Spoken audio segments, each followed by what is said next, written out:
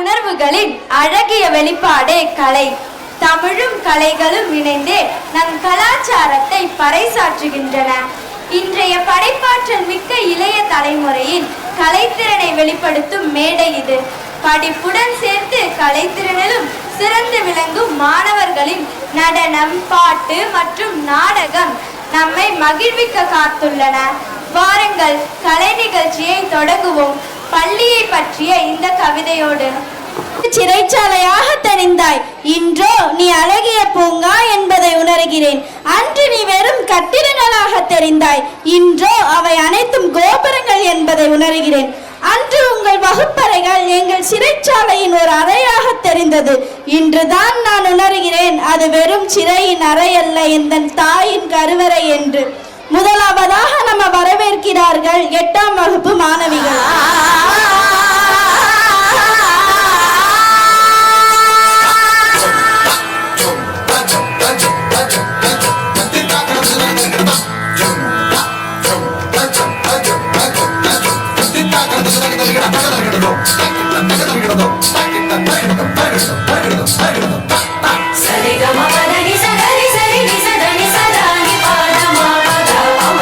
Sa